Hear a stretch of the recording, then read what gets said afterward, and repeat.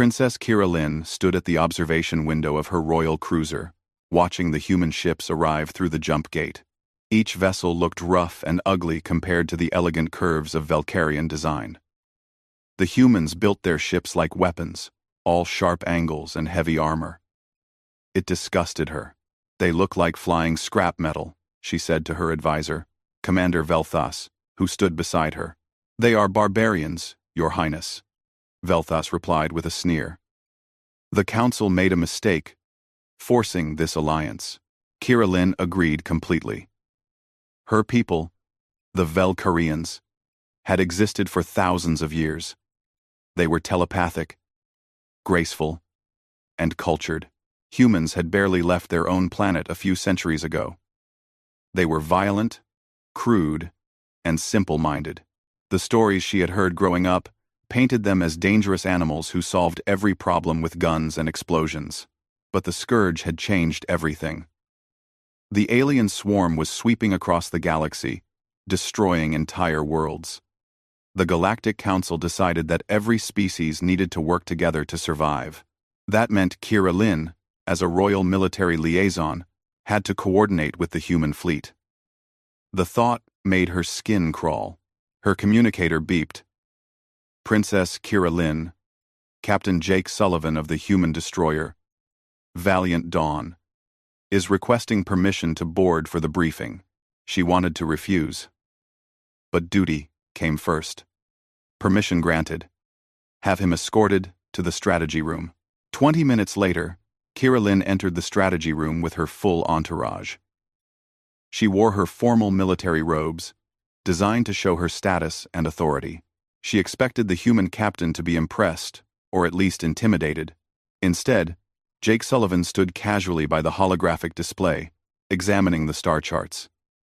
He wore a simple uniform with various patches and medals, but nothing fancy. His brown hair was slightly messy, and he had a scar along his jaw. When she entered, he looked up and nodded. "Princess," he said simply. "Not even a proper bow." "Captain Sullivan," she replied coldly. "I trust you understand the importance of following Valkyrian tactical protocols during this operation." Jake raised an eyebrow.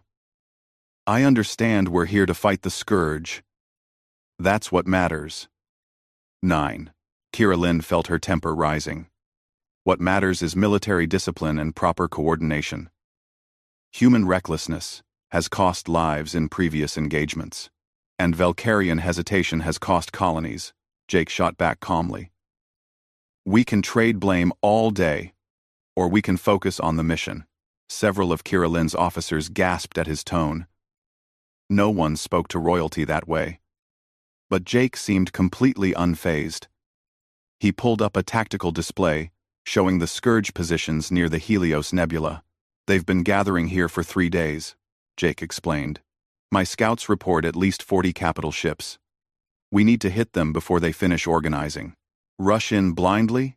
Kira Lin said with disdain. "That is exactly the kind of primitive thinking I expected. We should establish proper reconnaissance first, develop a calculated strategy, and strike when we have superior positioning. By then, they'll have reinforcements," Jake countered. "The scourge don't wait for us to be ready. They adapt, and they move fast. Perhaps if humans spent more time thinking and less time shooting, fewer people would die," Kira Lin said sharply. Jake's expression hardened slightly. "Princess, I've lost good people in this war. People with families, dreams, and futures. Don't lecture me about death when you're standing in a fancy ship surrounded by servants." The room went silent. Kira Lin felt fury building in her chest. How dare this primitive human speak to her this way? But something in his eyes stopped her from lashing out. There was pain there, and exhaustion. He had seen real combat, real loss. "We will follow a modified approach," she said stiffly. "Reconnaissance probes first, then a coordinated strike, using both our tactical methods. Agreed?" "Agreed," Jake said. The briefing continued for another hour. Jake's tactical knowledge was surprisingly solid, though Kira Lin would never admit it out loud. His suggestions were aggressive, but not suicidal. He clearly cared about protecting his crew and accomplishing the mission. Still, she kept her distance and her cold demeanor. When the meeting ended, Jake headed for the door. Before leaving, he turned back. "Princess, I know you don't like us. I get it. Our species don't have the best history, but we're here, and we're not backing down from this fight." Why? Kira Lin found herself asking. Why did humans even agree to help? Your people have been treated poorly by the Council for decades, Jake shrugged. Because it's the right thing to do. The Scourge don't care about politics or grudges. They'll kill everyone, if we let them. Someone has to stand up and fight, so here we are. He left before she could respond. Lady Sarah Lynn, Kira Lynn's childhood friend and advisor, approached quietly. He is not what I expected. He is still human, Kira Lynn said dismissively. Rough, disrespectful, and overly direct. But honest, Sarah Lynn observed. And perhaps braver than we give them credit for. Kira Lynn turned away from her friend, looking out the window at the human ships again. They were ugly. Yes, crude and brutish. But they were here, ready to fight and die alongside species that looked down on them. She pushed the thoughts away. It did not matter. After this campaign, she would return to Velcara Prime and never have to deal with humans again. This alliance was temporary. Her opinion of them would not change. At least, that is what she told herself. In the hangar bay, Jake walked back to his shuttle. His second officer, Lieutenant Amy Rodriguez, was waiting for him.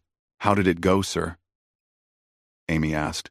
About as well as expected, Jake replied. She hates us. Most of them do, Amy said with a sigh. Can't say I blame them. We are kind of loud and messy compared to the Velcarians.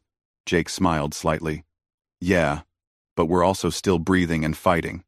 That counts for something. As his shuttle departed the royal cruiser, Jake looked back at the elegant ship. Somewhere inside, a princess was probably complaining about having to work with humans. He did not take it personally.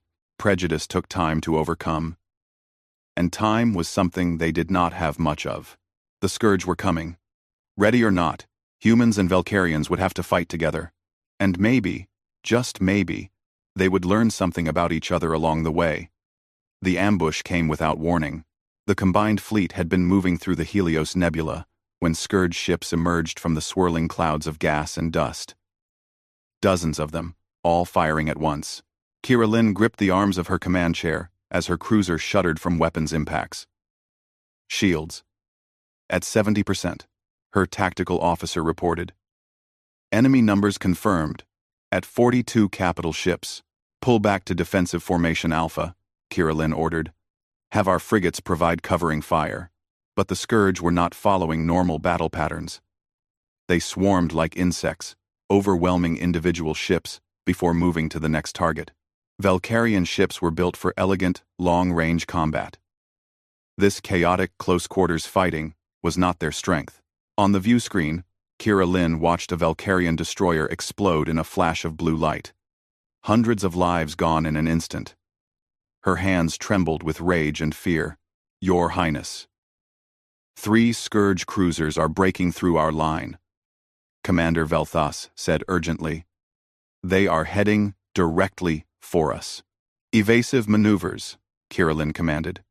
Reroute all power to forward shields. The ship turned, but it was too slow. The first Scourge weapons struck like hammers. Alarms blared throughout the bridge. Panels sparked and exploded. One officer was thrown from her station. Shields failing, the tactical officer shouted. We cannot take another volley like that. Kira Lynn watched the enemy ships approaching for the killing blow. Her mind raced through options, but none of them were good. They were going to die here. Then a shadow passed over them. The human destroyer, Valiant Dawn, positioned itself directly between the princess's cruiser and the enemy. Its heavy armor took the full force of the Scourge attack. Explosions rippled across its hull. What is he doing? Velthas gasped. Jake's voice crackled over the communication channel. Princess, Get your ship out of here. We will hold them off. Jake's. Your vessel cannot survive that kind of punishment, Kira Lin said, shocked. That's our problem to worry about, Jake replied. She could hear alarms in the background on his bridge.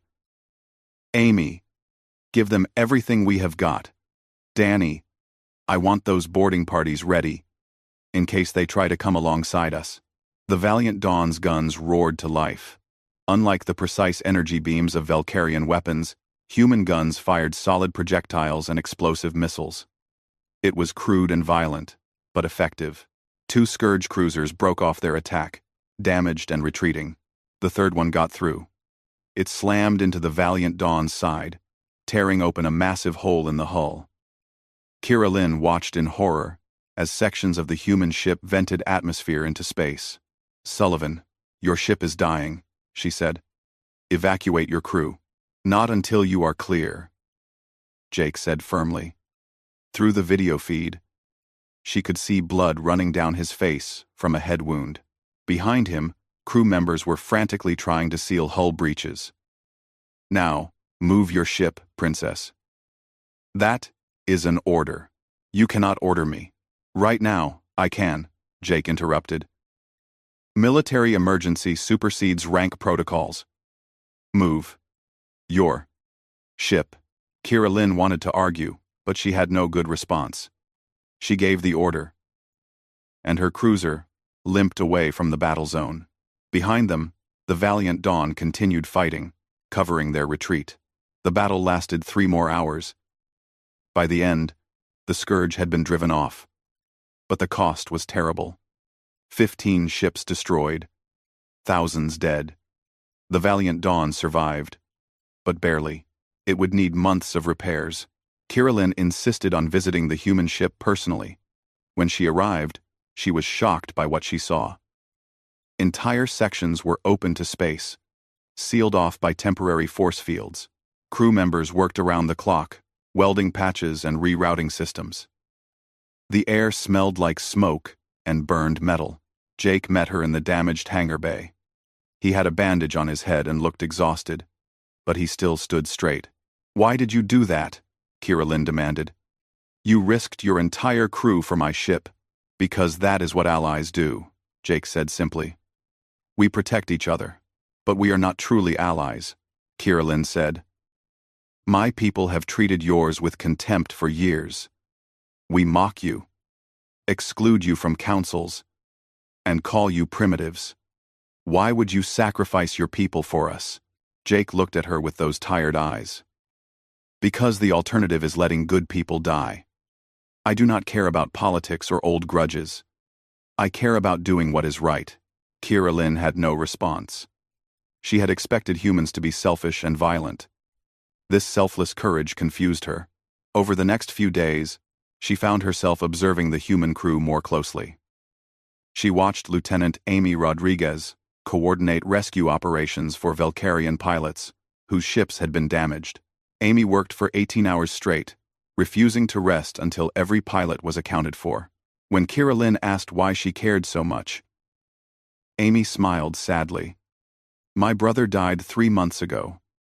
Friendly fire from a Valkyrian ship during a confused battle.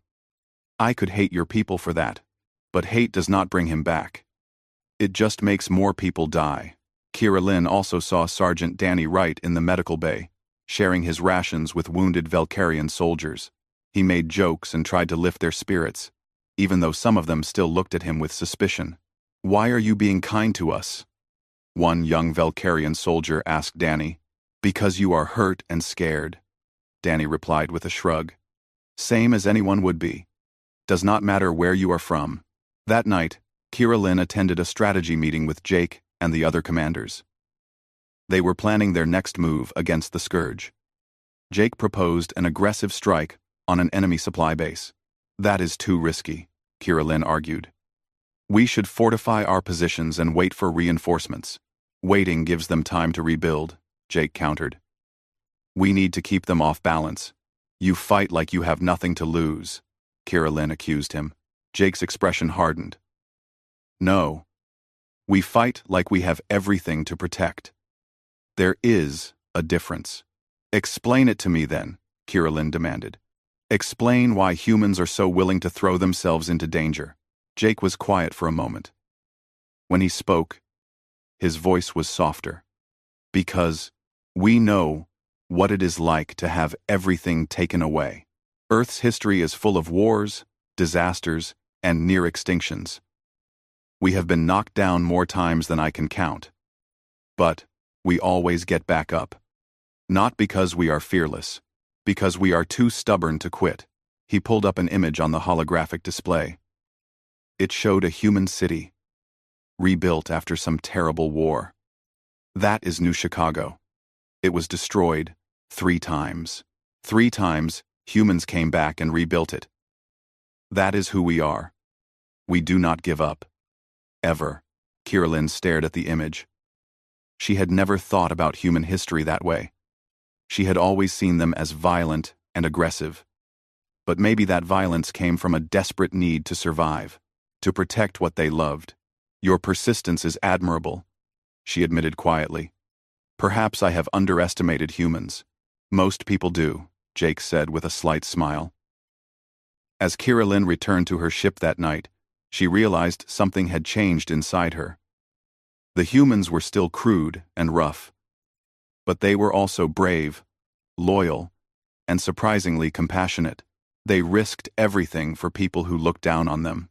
Maybe, she thought, there was more to humanity than the stories had told her. Maybe she needed to look closer and see them for who they really were. And maybe, just maybe, her hatred had been built on lies and fear rather than truth. The alert came in the middle of the night cycle. The Scourge had launched a massive assault on New Meridian, a colony world shared by humans and Valkyrians. Thousands of civilians were in danger. Kirillin immediately volunteered to lead the ground defense. It was her duty as a princess to protect her people. What she did not expect was Jake volunteering to join her. With respect, Captain, your place is on your ship, Kirillin said. My orders say otherwise, Jake replied, holding up a datapad. Command wants me as your protection detail on the ground. They think having both human and Valkyrian leaders visible will boost morale. Kirillin wanted to argue, but she could not dispute direct orders. So she found herself on a transport ship, heading to the surface with Jake, 4 human Marines, and 6 Valkyrian guards. The Marines included Corporal Lisa Hayes and Private Kyle Bennett, both young but experienced soldiers. The landing was rough. Scourge fighters swarmed the sky, and ground fire was intense. Their transport took several hits before crash landing on the outskirts of a settlement. Everyone out, Jake shouted. Move, move, move. They scrambled from the burning wreckage just before it exploded. Kirillin's ears were ringing from the blast. Smoke filled her lungs. Around them, the colony was burning. Buildings collapsed. Civilians screamed in the distance. We need to reach the command bunker, Kirillin said, pulling up a map on her wrist device. It is 3 kilometers northeast. That is on the other side of the Scourge landing zone, Lisa pointed out. We will never make it through their lines. Then we go around, Jake said, studying the terrain. Through the industrial sector. It will take longer, but give us cover. They moved quickly through the ruins. Scourge scouts were everywhere, searching for survivors. The group had to hide several times, pressing themselves into shadows as alien patrols passed by. On the second day, they ran into a Scourge ambush. Kyle took a hit to his leg, the alien weapon burning through his armor. He collapsed with a cry of pain. Kyle, Lisa shouted, rushing to his side. Scourge warriors were closing in from both sides. Jake and the others laid down covering fire. Lisa, get him up. We need to move now. He cannot walk, sir, Lisa said desperately. Then carry him, Jake ordered. We are not leaving anyone behind. Lisa hauled Kyle onto her back. He was much larger than her, but she carried him anyway, staggering under the weight. The group fought their way out of the ambush. leaving dead Scourge behind them. For hours, Lisa carried Kyle through the ruins. Kira Lynn watched in amazement. The young woman never complained, never asked for a break. She just kept moving, one foot in front of the other, even when exhaustion made her shake. "Why not leave him?"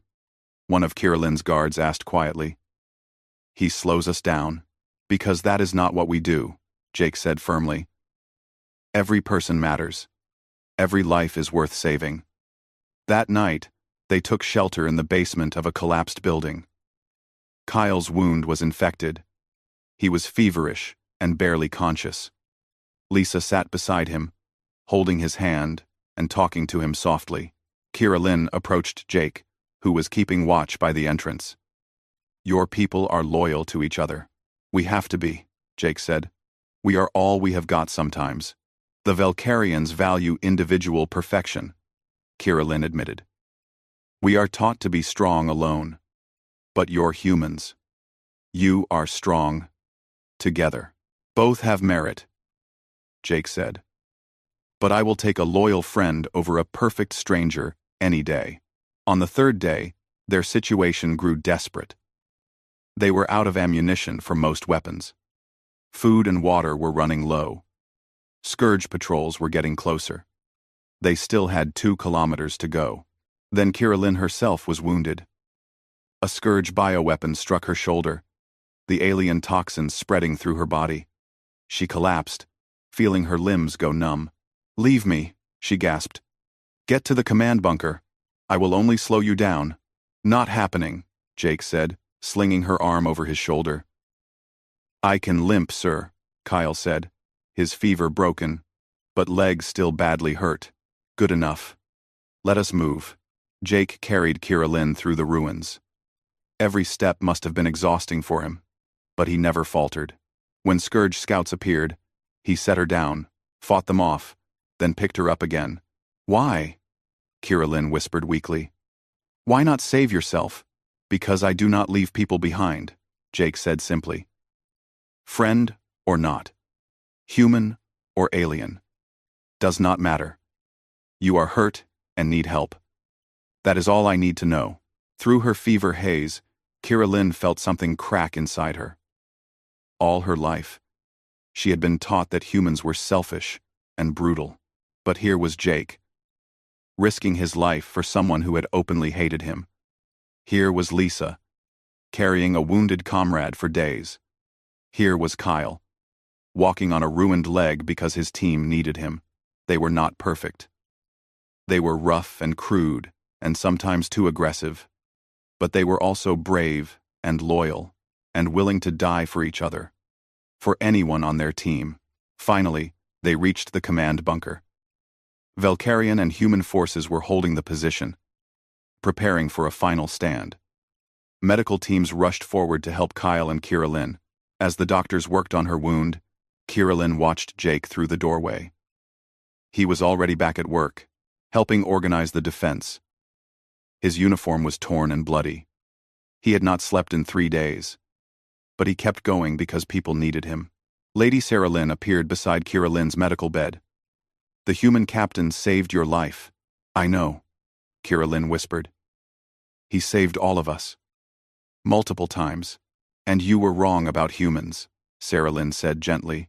"We both were." Kira Lynn nodded slowly. The toxin made it hard to think clearly. But one thing was certain. She had spent years hating humans, based on stories and prejudice. But stories were not truth, and prejudice was not wisdom. She had seen humanity's real face now. Not in fancy council chambers or political debates, but on a battlefield, covered in blood and dirt, fighting for every step. That was where truth lived. "I need to speak with Jake," Kira Lynn said, trying to sit up. "Rest first," Sarah Lynn urged. "He will still be here later." But Kira Lynn shook her head. Some things could not wait. She had spent too long being wrong.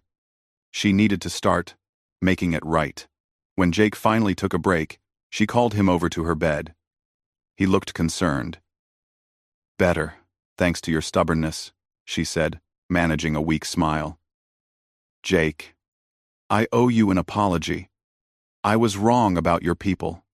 About you. You are not primitives or barbarians. You are extraordinary. Jake looked surprised. Then he smiled that tired smile of his. We are just people doing our best. Same as you. No, Kirillin said firmly. You are more than that. You have something my people lost. You have hope. Even when everything looks impossible, you keep fighting. Keep believing. Keep protecting each other. She paused, gathering her strength. Thank you. For not leaving me. For not giving up. Anytime, Princess, Jake said. Then, more softly, actually, just Kirillin is fine. I think we are past titles now. Kirillin felt warmth spread through her chest that had nothing to do with the fever. Then call me Kira. Kira, Jake repeated, testing the name. I like it. Something passed between them in that moment. An understanding.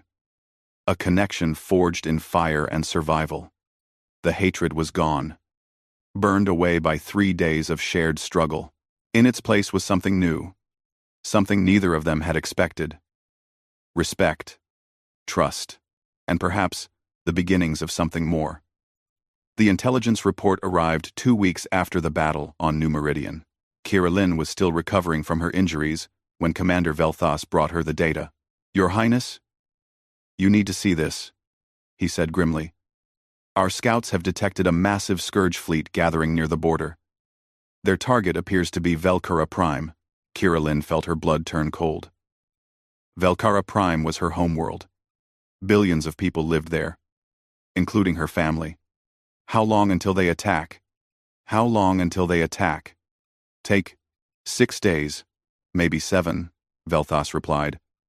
We have already sent word to the Galactic Council requesting support, but when the Council convened, the debate was bitter. Many species argued that defending Velkara Prime was not worth the cost.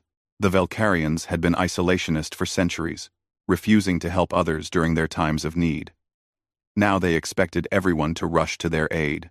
Why should we risk our fleets? Demanded the Krovan ambassador. The Velkarians would not do the same for us. They have always seen themselves as superior, added the Talon representative. Kirillin watched the proceedings from her recovery room, feeling helpless and angry. They were going to let her homeworld burn because of past pride and mistakes. Then Jake stood up at the council table. He was not supposed to speak at these high-level meetings, but he did anyway. With respect to this council, you are making a terrible mistake, Jake said. His voice was calm but firm. Yes, the Velkarians have been difficult allies in the past. Yes, they have looked down on many of us. But that does not mean we should abandon billions of innocent people. Why should humans care? The Krovan ambassador challenged. Your species has suffered more insults from the Velkarians than anyone. Because we are better than that, Jake replied. Because becoming like the Scourge, deciding some lives matter less than others, that is how we lose our humanity. The Velkarians were wrong about us. Let us prove we are nothing like what they believed. Other human commanders stood up to support him. Admiral Patricia Cole spoke about military strategy and how losing Velkara Prime would give the Scourge a staging ground for deeper attacks. Captain Derek Martinez talked about the civilian population and the moral duty to protect them, but it was Jake's words that stuck with Kirillin. He was not just arguing for military reasons. He was arguing because it was right, because even after everything, he believed in protecting people who had treated him poorly. The council eventually agreed to send a defense fleet, but it was smaller than needed. Many species sent only token forces. The Velkarians would be facing this battle mostly alone. Jake found Kirillin in the garden area of the medical station. She was standing by a window, looking at the stars toward her homeworld. We will be there in time, Jake said quietly. I promise. Your fleet is damaged, Kirillin said. The Valiant Dawn is still being repaired. You do not have to go. Yes, we do, Jake said firmly. That is what friends do. Kirillin turned to look at him. Friends? Is that what we are now? Friends? I thought so, Jake said, looking uncertain for the first time. Unless I misread the situation. No, Kirillin said softly. You did not misread it. We are friends. I am just surprised. What changed? Jake asked. Kirillin thought about the answer. About watching Lisa carry Kyle through the ruins. About Jake refusing to leave her behind. About Danny sharing his rations with wounded soldiers. About every small act of courage and kindness she had witnessed. I was taught that humans were violent and selfish, she said slowly. That you solved everything with force and cared only about yourselves. But that was a lie. Or at least, it was not the whole truth. She stepped closer to Jake. You are violent, yes, but your violence protects the weak. You are aggressive, but your aggression fights for those who cannot fight for themselves. You are imperfect, but you try anyway. You fail, but you get back up. You are hurt, but you still care. We have our flaws, Jake admitted. Everyone does, Kirillin said. But my people. We spent so long pursuing perfection that we forgot how to be real. We became cold, distant. We lost the ability to connect with others. She reached out and took Jake's hand. It felt rough and calloused. Nothing like the smooth hands of Valkyrian nobles. But it felt real and warm. You taught me something important, she continued. Perfection is not about never making mistakes. It is about getting back up when you fall. About caring, even when it hurts. About fighting for what is right, even when it is hard. Jake squeezed her hand gently. You are giving us too much credit. We just do what we think is right. Number 4. Censure subscribe. Number 4. And he wanted the crast is no to Onassis. That is exactly why you deserve credit, Kirillin said. You do the right thing without expecting praise or recognition. You help people who hate you. You fight for those who look down on you. That takes more courage than any battle. They stood there in silence for a moment. Hands clasped. Looking at the stars. Kira, Jake said finally. When this is over, when the war ends, what happens to us? It was a question Kirillin had been avoiding. A human captain and a Valkyrian princess. Their relationship would be seen as scandalous by many.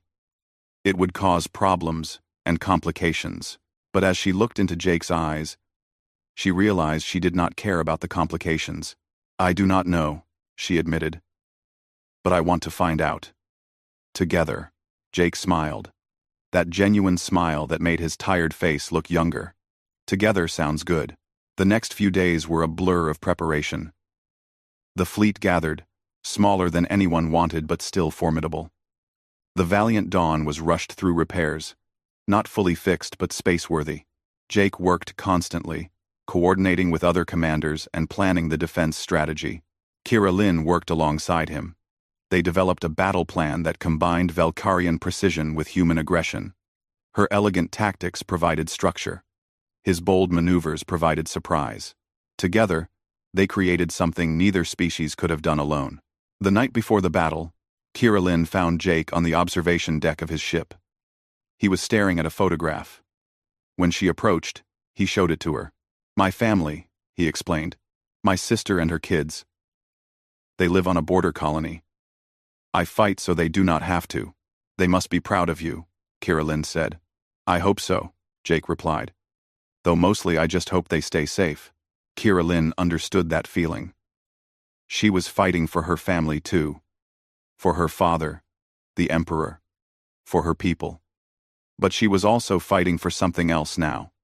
For the future. For the chance to build something better than the past. Jake, she said quietly.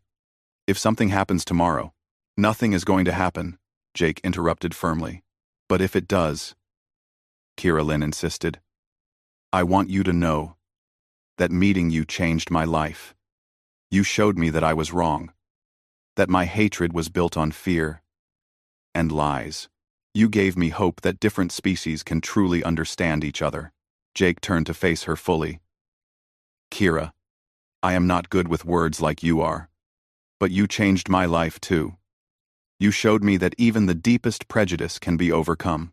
That understanding is possible if people are willing to try. He hesitated, then continued. And you made me believe that maybe, when this war is over, we can build something better. Not just between our species, but between us. Kira Lin felt her heart pounding. She knew what he meant. What they both meant. It was terrifying and wonderful at the same time. Then we better survive tomorrow, she said, trying to sound confident. Deal. They stood together on the observation deck, watching the stars. Tomorrow, they would face the biggest battle of their lives. Tomorrow, everything could change. But tonight, they had each other. And that was enough.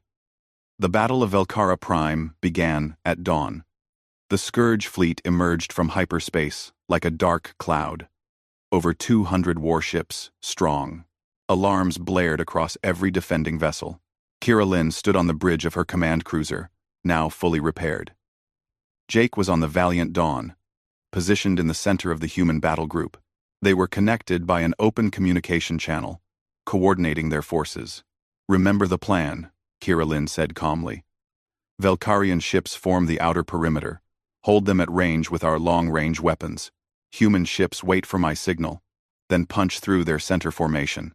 Waiting is not our strong suit, Jake replied, but she could hear the smile in his voice. But for you, we will be patient. The Scourge attacked in waves, testing the defenses.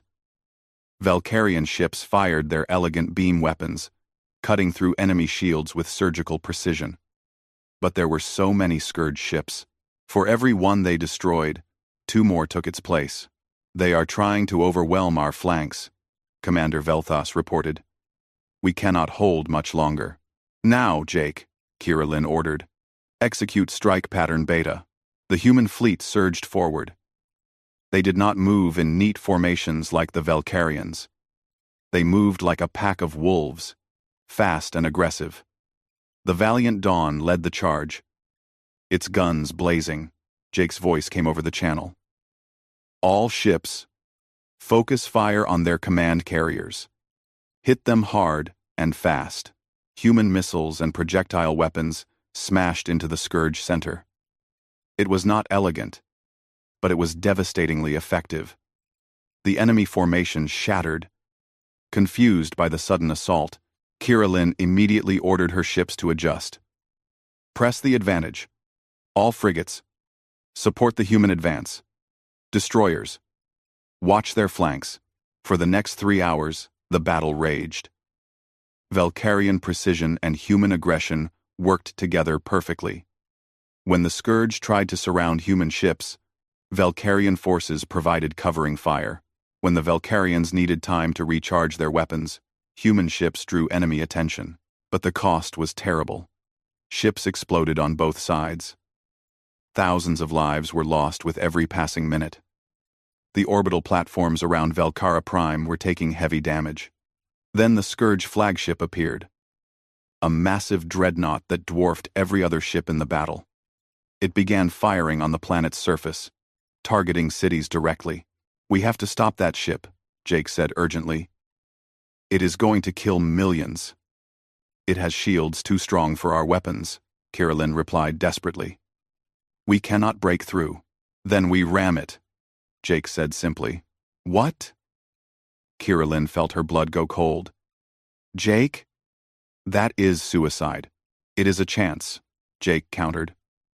If I can position the Valiant Dawn to hit their main reactor, the explosion should take out the flagship. Your ships can handle the rest of the fleet after that. No, Kira Lin said firmly. I forbid it. There has to be another way. There is not, Jake said quietly. You know it as well as I do. This is the only shot we have. On her view screen, Kira Lin watched the Scourge flagship fire again. An entire city district vanished in fire and smoke. Billions of people were counting on them. Her people. Her world. But Jake was one person. One man who had taught her what real courage meant. One man she had come to care about more than she ever expected. Jake, please, she whispered. Do not do this. I have to, Jake said. His voice was sad but certain.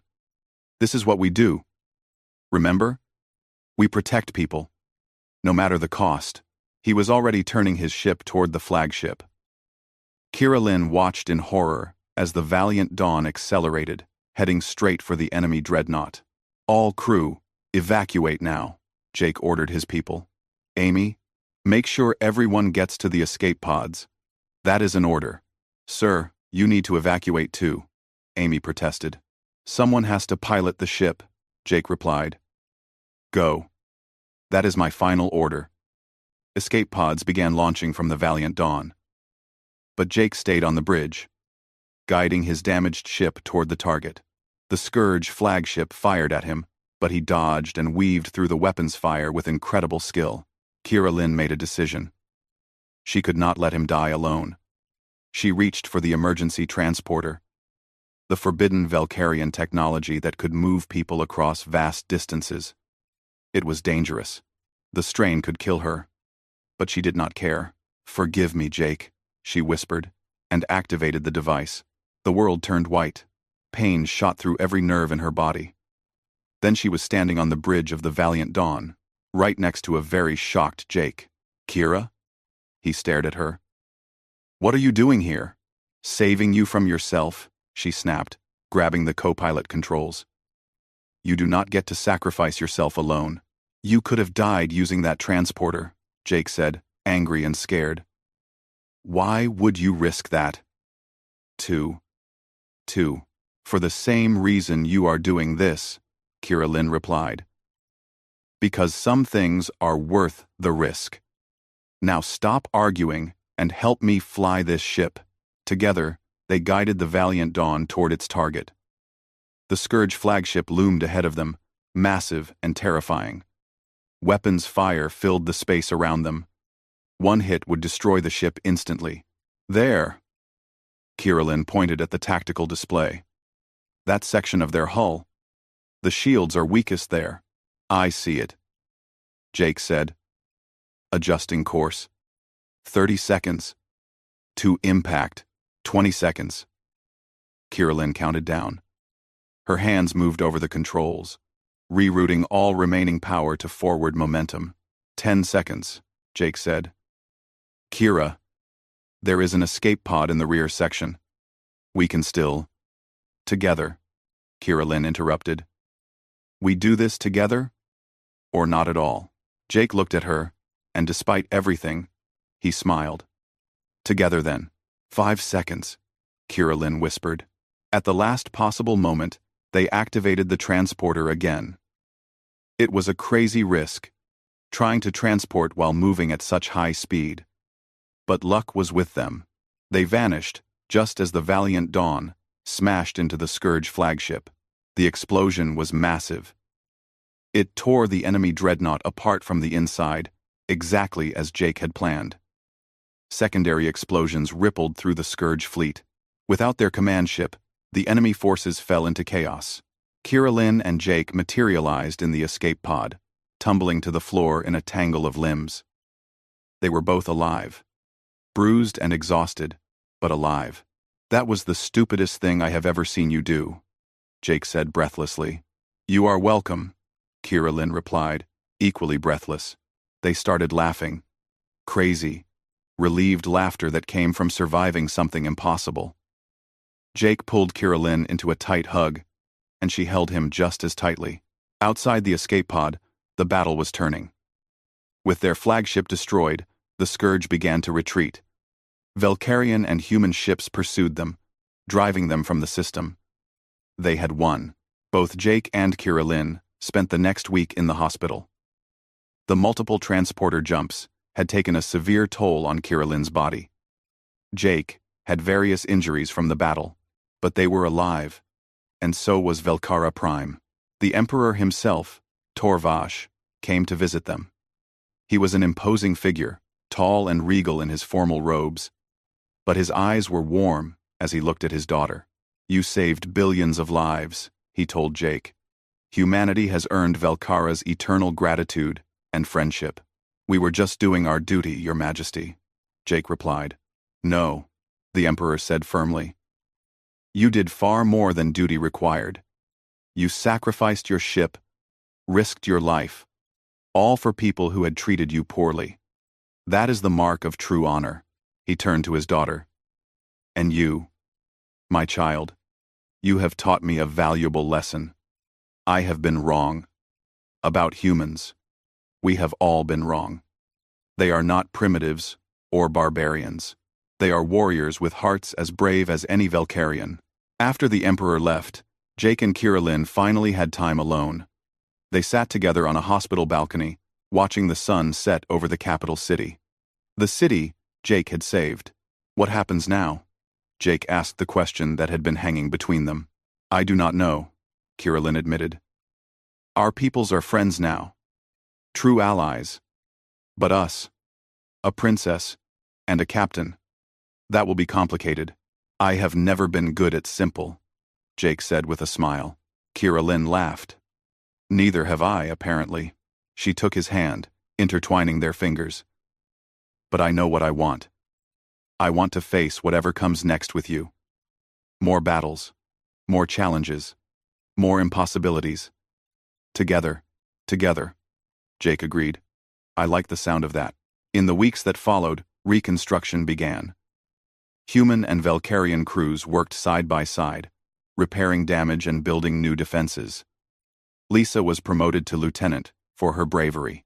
Kyle recovered fully and returned to duty.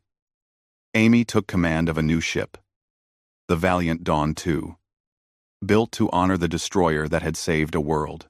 Jake and Kirillin continued working together, planning strategy for the ongoing war against the Scourge. They faced criticism from traditionalists on both sides. Some Valkyrians thought their princess was lowering herself. Some humans thought Jake was forgetting his place, but they did not care. They had found something rare and precious.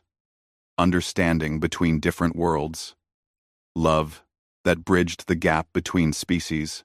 Hope that differences could make people stronger, instead of dividing them. One evening, they stood together in a war room, reviewing tactical displays. The war was not over. There would be more battles ahead, more struggles and losses. But as Kirillin's hand rested near Jake's on the console, their fingers almost touching, she felt only determination. They had proven that hatred could be overcome. That prejudice could be defeated not with words, but with actions.